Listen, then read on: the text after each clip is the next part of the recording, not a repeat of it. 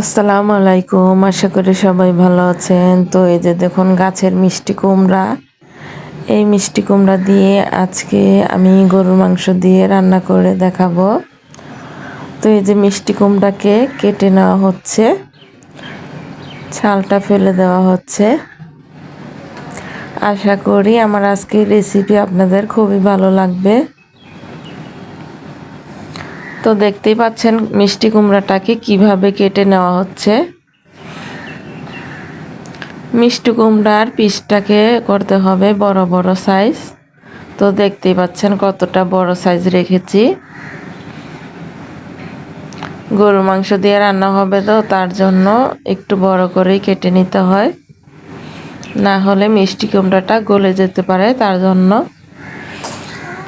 মিষ্টি কুমড়াগুলোকে এইভাবেই কেটে নিয়েছি। আর এখানে দেখুন গরুর মাংস নিয়েছি, গরুর মাংসটাকে কেটে নিয়েছি পিস পিস করে, আর ভালো করে ধুয়ে নিয়েছি গরুর মাংসটাকে।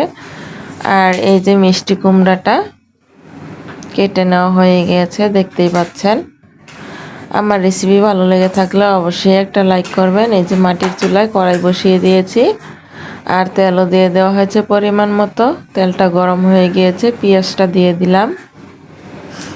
এখন পেঁয়াজটাকে ভালো করে নেড়েচেড়ে ভেজে নিতে হবে।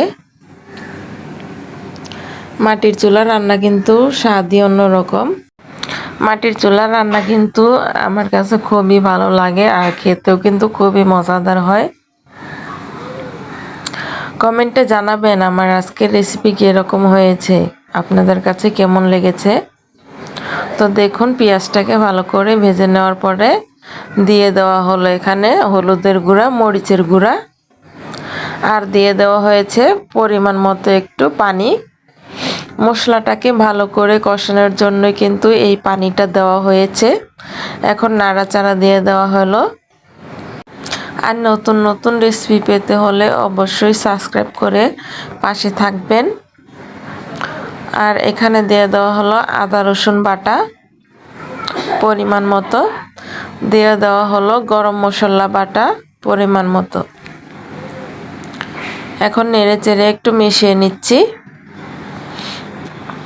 মিশানোটা হয়ে গিয়েছে, দিয়ে দেওয়া হলো স্বাদ মতো লবণ।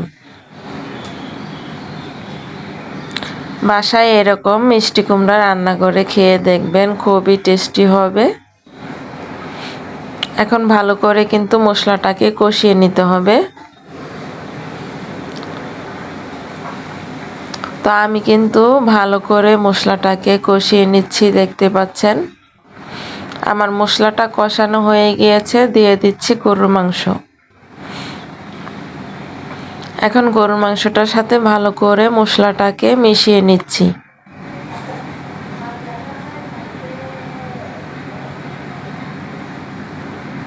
এরকম করে নেড়ে চেড়ে মিশিয়ে নিতে হবে। মিশানোটা হয়ে গিয়েছে, ঢাকনা দিয়ে ঢেকে দিলাম। 5 মিনিটের মতো আমি ভালো করে একটু জাল করে নিয়েছি, তারপর ঢাকনাটাকে তুলে নিলাম। এখন নাড়াচাড়া দিয়ে দেওয়া হলো। তো দেখুন এখন গরুর মাংসটাকে ভালো করে কিন্তু কষিয়ে নিতে হবে।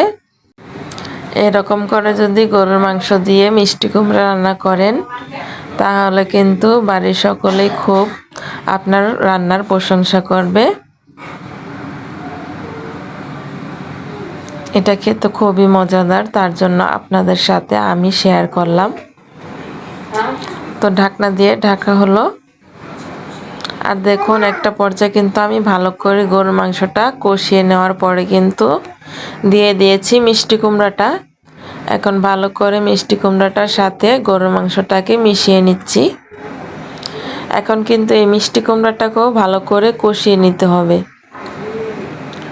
ভালো করে যেরকম গরুর মাংসটাকে কষিয়ে নেওয়া হয়েছে, এখন এই মিষ্টি কুমড়াটাকেও কষিয়ে নিতে হবে। ঢাকনা দিয়ে ঢেকে রেখে দিয়েছিলাম। তো দেখুন ঢাকনাটাকে তুলে নিয়েছি, আবার একটু নেড়েচেড়ে দিচ্ছি।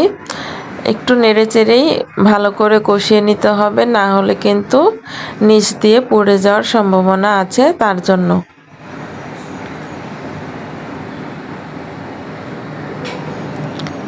তো আবারও ঢাকনা দিয়ে ঢেকে রাখলাম। ঢাকনাটাকে তুলে আবারও নাড়াচাড়া দিয়ে দিচ্ছি। বাসায় একবার এরকম করে মিষ্টি কুমড়া রান্না করে দেখবেন কিরকম লাগে খেতে। আমার কাছে কিন্তু খেতে খুবই মজাদার। তো ভালো করে নাড়াচাড়া দিয়ে কিন্তু ভালো করে আমি কষিয়ে নিয়েছি। এখন কিন্তু ঢাকনা দিয়ে ঢেকে দিলাম আরেকটু। তো আরেকটু পরে কিন্তু ভালো করে কষানোটা হয়ে গেছে। এখন আমি এইখানে পানি দিয়ে দিব পরিমাণ মতো।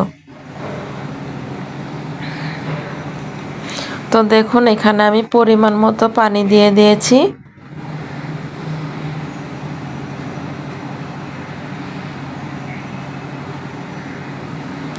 এখন একটু ঢাকনা দিয়ে ঢেকে দিব।